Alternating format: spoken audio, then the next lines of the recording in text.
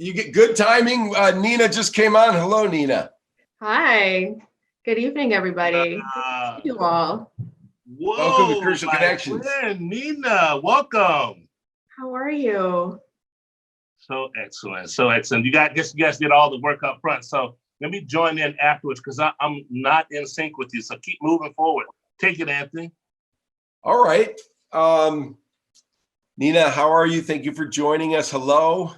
Hi, I'm good. I have to say, we've been keeping to kind of a stricter quarantine, and the reason we did that was so that we can go back to spending time with our parents. And so I'm super happy because I am now sitting in my parents' dining room after almost 3 months of not being able to spend time with them. And nothing brings me more joy than sitting here drinking a cup of coffee and eating my mother's homemade cinnamon rolls. So I am all good. Wow. That's fantastic. Last week we had Deb Better on the show, and we did actually talk about using this time to ask our family members to tell us stories and how they felt when that event happened in their life. And I imagine that you're having some special moments with your folks right now. Yeah, definitely. My toddler's here with me. She's going to be 3 next week. And frankly, she's sick of us, and we have our relationship has been a little tense lately, being on lockdown. So yeah, I'm just so full of joy. She's with a cousin who's 5 years old, and those are your first friends, and so they're watching a movie now and eating all kinds of junk food. Well, just to get into it, Nina, you've dedicated your career to building racial equity in across platforms and in organizations. This is a unique time for equity builders. There's a lot of difficult things happening because in these moments people get taken advantage of very easily, but there might be opportunity for change and for us to build out of the wreckage of this pandemic. Where are you in your journey right now? Where's your mind in regards to your work and what you want to do in the next couple of years? Yes, that's such a great question. I think when I think about the work of racial equity, for me, it has always been the work of creative destruction. And if we're going to strike at any time, we need to do it, especially now when the systems are showing how flawed and broken they really are. And when we have, a group of people who are understanding the ways in which these systems are reaping destruction on our lives on a daily basis, even in the course of just living. So the choice to be able to leave your home or not, to go buy your own groceries or not, to be with your family or not, are all tied to this larger system that is so far out of our control, that is so built in that we never noticed before. And I'm just so encouraged by what I see happening. When I think about the work we're doing with Enrich Chicago, I have to be candid and say my first fear was that our 40 members are just going to drop this because they're going to be crazy putting out fires and thinking about how they keep people employed and how they keep the doors open or reopen those doors. And I've just been so encouraged that the exact opposite has happened. They have leaned into this work so much more than before and have been really thoughtful about making use of the space and the community connections that we have to think through these really difficult questions and to do the work and make the decisions that they may be forced to make in as humane a way as possible, letting anti-racism lead in the analysis. And so I'm incredibly encouraged by this time, and also overwhelmed because we know that we're starting over. We're not starting again, right? And so that starting over, that opportunity for a redo is not without its own set of pressures. Specifically, are there any areas that you would really like to see change? Are there some, not low-hanging fruit because none of these things are low-hanging, but are there some weaknesses in the system that we might be able to dismantle, and where would those be? Well, if I were to think about the arts in particular, again, connecting back to the work of Enrich Chicago, a lot of what the collective has taken on is this idea of systemic change, right? Starting with their own institutions, but also thinking about what's that cumulative and collective impact we have together. And a lot of that has been tied to thinking about funding in the arts and culture space. We commissioned a study about to understand, who is getting funded, who's making the decisions, who are the organizations receiving the money, who's in leadership, who are the artists they're presenting, and who's in their audiences. It was a really ambitious question, but we knew that data like that didn't exist anywhere, not for Chicago, not for any other city that we know of. And so this moment really reminded us that we have a lot of great evidence to show, to demonstrate the real life impact that these inequities have had historically, and to send the message that this isn't just the time to pay attention to organizations by and for people of color, first and foremost, to pay attention for them maybe more than you ever did before, but to also think about how in the long term are you repairing the damage that's been done, right? And connecting this to a set of historic practices and really seeding that opportunity, starting now. Not just to be equitable now, but to be more than equitable now, to serve some recompense and Wow. some reparation to that situation. Wow, that's really great. I wonder, Nina,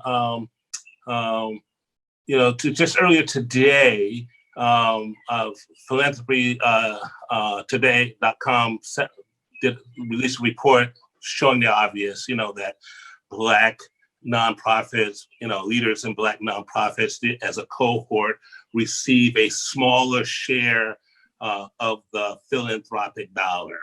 And there's like a huge amount of research went into this over the last few years as if we needed to research it. But now the data is very, very clear that that structural piece of racism is there. And I know that your work is really designed to get at the structural systemic nature of racism. So I'm wondering what insights have you and the 40 cohort come up with, or what are your thoughts about what we could do locally, working with our philanthropic partners to help address this issue, right this particular oppression while the system's broken? Yeah. So I think you're right. So many of the times we have this reliance on the data, right? People want the data. Well, my first question is, who does this data serve, right? We went into this project and frankly, nobody was surprised by the results, right? It was telling us what we already knew to be true from our lived experiences. So I do want to acknowledge that with almost any project of this nature, nobody's ever surprised. Sadly, nobody's ever surprised. I think the bright side of this is that Enrich has had this information for a little bit, and we actually have seen, even before that study was completed, from our current partners who are philanthropy members of Enrich, that they've already begun to make changes to be really directive in how they prioritize what we call Alana arts organizations. Yeah. We've seen a good deal of funding be redirected within the last 2 years. And we've seen processes and program guidelines change to be more expansive and accommodating for those institutions that we already know historically have been cut out of processes by the size of their budgets, by not having funds in reserve that they would expect to have in reserve, and also because there's not a ton of people of color arts organizations that just exist as arts organizations, right? These are institutions that play a lot of roles in people's life and who actually do a really excellent job of leveraging the arts in all of what they're doing, whether that's social services, youth-facing services, violence prevention. And so how do we even think more expansively about what an arts and culture organization is and what that means in communities of color? And we've seen our funders take that on very intentionally. Wow, that's incredible. Thank you for that. There might be some folks out in the audience that want to ask a question. I saw Dr. Brandon Hamilton put up a text earlier. I wonder if he is there. Put up a note, and if you'd like to ask a question, we'd like to bring him on for that. I wonder if we can do that, if he's still there. I bet Dr. Slick has a good question while we bring Dr. Brandon on. I'm very happy to know you, Nina. So I just want to first say thank you for your work and your spirit. And I'm wondering, for the viewer who might be kicking it with us right now, I think that apathy is a great part of this pandemic. Apathy was here before this pandemic. Apathy is the of all things. So I am wondering what you might say to someone who may not have any ties to nonprofits or any sort of philanthropic tie. But what do you say to the person that's just tired? Is there a way that, and I know that that's an unfair question, but perhaps a better question is, how might one lock arms with the likes of you and your cohorts? Or Yes, what might they be able to do on their own? Mhm. I think, regardless of what someone's walk of life is, there's work we each have to do, right? We think about systemic change, and part of the reason we're really careful to talk about systemic change is because often these ideas of interpersonal conflict and prejudice get conflated with the structural issues that actually predate that conflict, that inform and shape that conflict, and make it even possible to happen. But I think that for me, the most important thing that we can do, regardless of what sector we're in, is to think about what is your 15% of the solution, right? We're not asking any one person to solve 100% of this problem, but what's the 15%? What can you do without any more power or resources than you have right now? And actually, it's even that 15% of change that can make a big difference to somebody else, right? I don't expect anyone to have the answers. A lot of times we don't even know what questions we should be asking.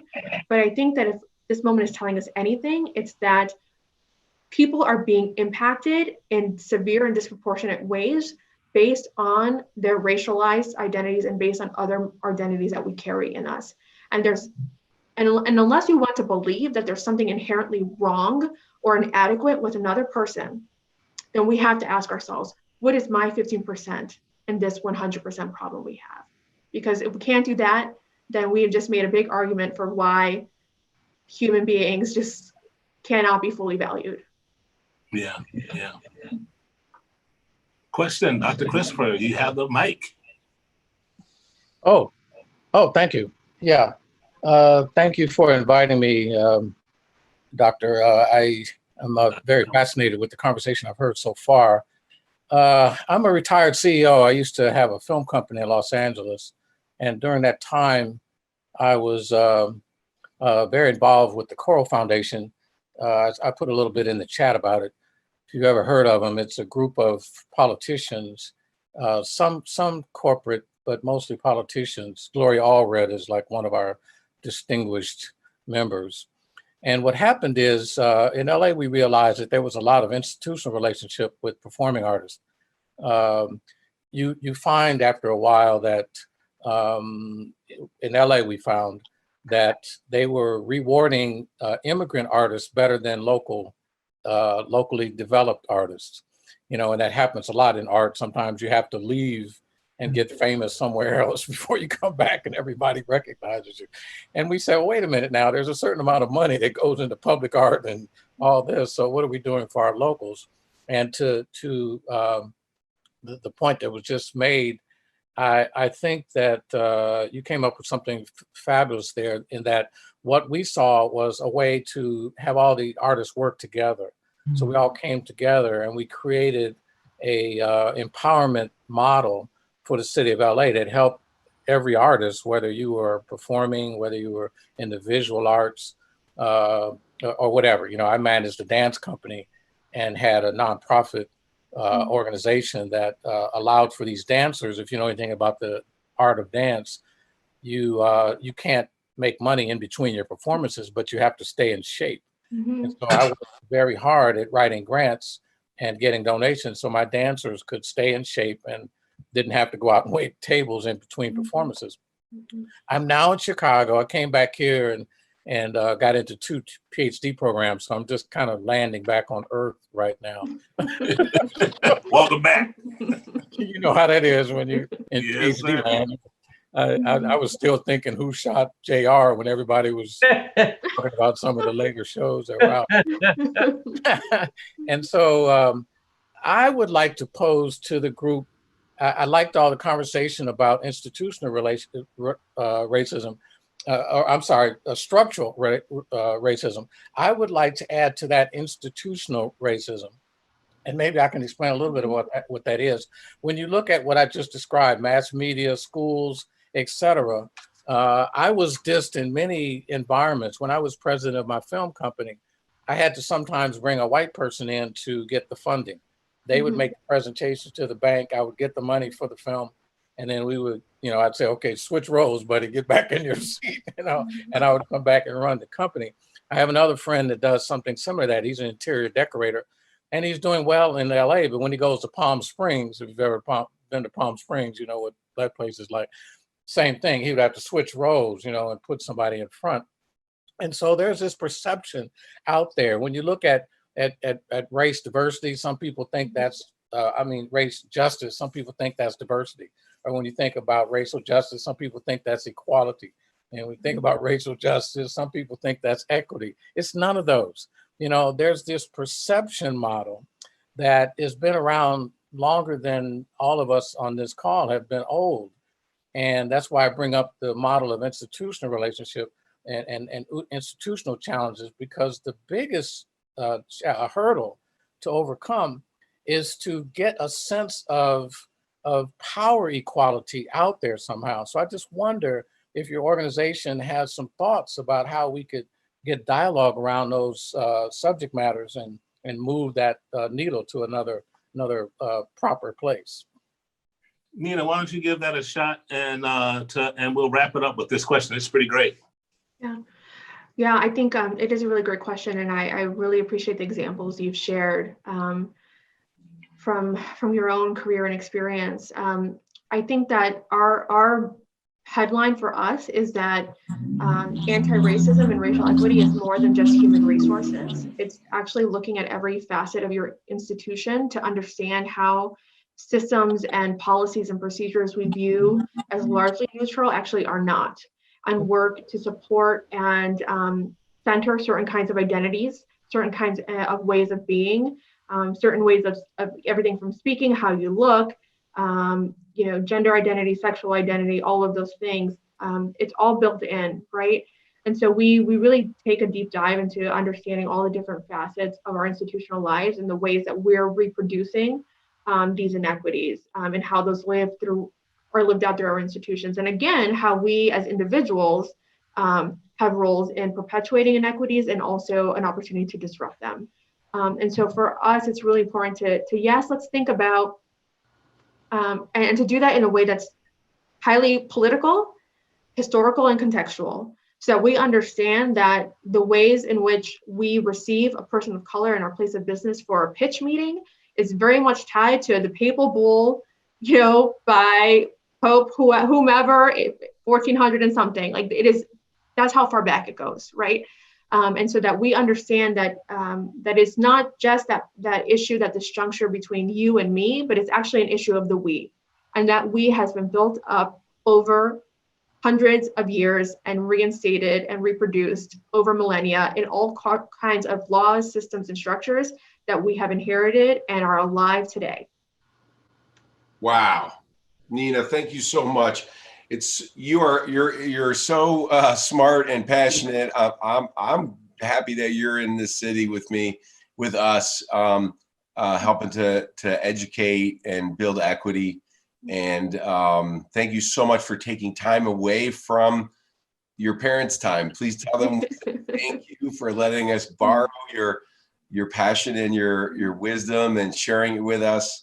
And we hope to have you back on again, and we can check out and see if the needle is moving. Yeah. Well, I'm here because of my parents, so I'm sure they're happy to let me be here. And I love Chicago. This is my hometown. I can't quit her. And so I'm here to stay. Can't get rid of me. Nice. Thank you for being here. So excited. Thank you, Nina. Well, I'm looking forward to the second act. Thank you for having me. Thank you.